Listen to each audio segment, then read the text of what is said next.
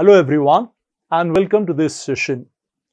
Today I am going to talk about business terminology questions that appeared in Telangana ICET examination which was conducted way back in 2022 in the month of July. I am going to cover questions which have appeared in first shift in that particular year's examination.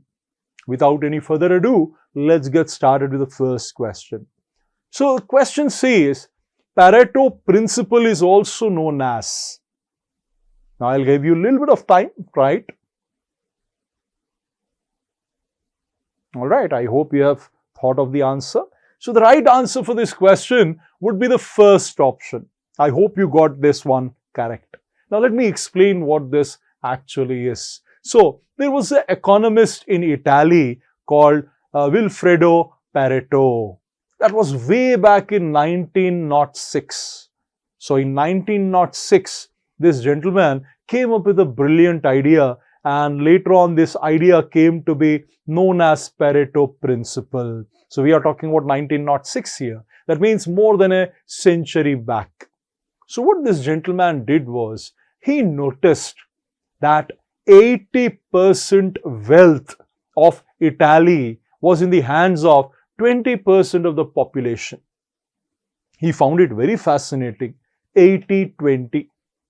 He applied this principle into other domains, including economics, business, and what he found and what he was fascinated with was 80-20 principle worked in almost every domain. So for example, if you look at a company, for instance, which may be manufacturing several products, but if you look at the revenues that the company is making, you will be surprised.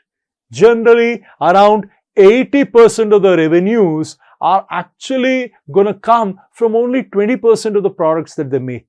So 20% products, they contribute to 80% of the revenues. That means 80% outcomes are because of 20% of the causes. This essentially in a nutshell is Pareto principle. Moving on to the next one. Again, I'm going to give you a little bit of time. Try it.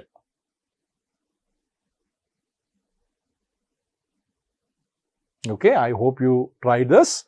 A startup that is valued at $1 billion or more is called. Now, what exactly do we mean by a startup? See, a startup is a newly started business, right? It's not an old business. It's not a well-established business. This is a new business. But then remember, we are talking about a business that has gained success because the valuation of the business has reached $1 billion. So when we say dollars, by default, you should take it as American dollars. In case of any other country dollars, it will generally be explicitly mentioned. So when $1 billion valuation is reached by any startup, what is it called? It's called a unicorn. What's the term called? Unicorn. So third option would be the right answer here. So unicorn is supposed to be a startup whose valuation has touched $1 billion. That means if they want to take more funding from investors, investors need to consider this organization to be valued at $1 billion, and based on that, they'll be able to invest into it. It's an extraordinary achievement, ladies and gentlemen. And I'm happy to say some Indian companies recently have reached this milestone. There are in fact quite a few startups in India which have reached this milestone as such. Moving on. Try next question, everyone.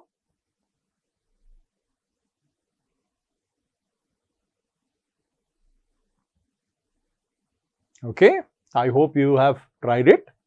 So what does my question say? It says, an ordered list of topics to be considered at a meeting along with the name of the person responsible for each topic is known as. Now, this, ladies and gentlemen, is known as agenda of the meeting. What do you call it? Agenda. What do we mean by agenda? See, whenever any meeting has been called, what we definitely need to know is who are the people who will be taking part in that meeting, and they'll be responsible for which aspect or which topic, what will be delivered by which person. That list is called agenda of the meeting. Let's have a look at some of the other options. For example, a business etiquette. Business etiquette essentially refers to certain norms that have come into the existence and certain way of behavior that has come to be expected in business world. That is called business etiquette. Anybody who wants to be successful in corporate world definitely needs to be well versed in business etiquette. Try next question.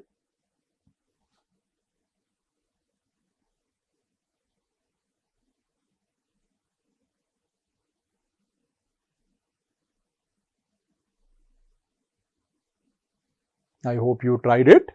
Question C is a legal document that protects a company's secrets by holding the employees responsible is.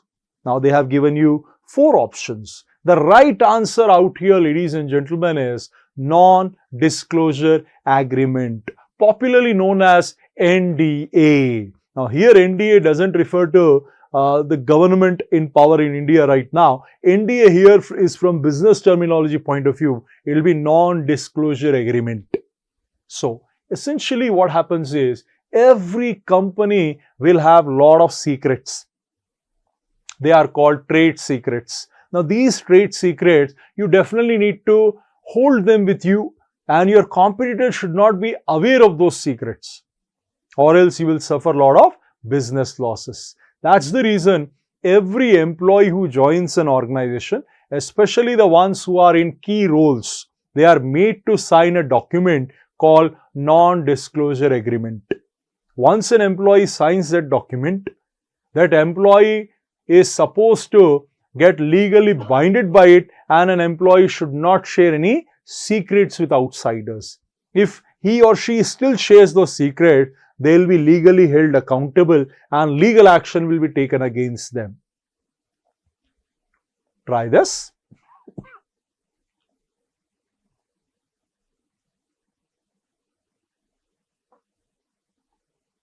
I hope you have tried it. Question C is export-import policy of the government is formulated by. So, who makes the import-export policy of government? Before I explain this, let me take a step back and let's understand what do we mean by import and export. See, export essentially refers to the activity of manufacturing something in your country and then selling it to a foreign country.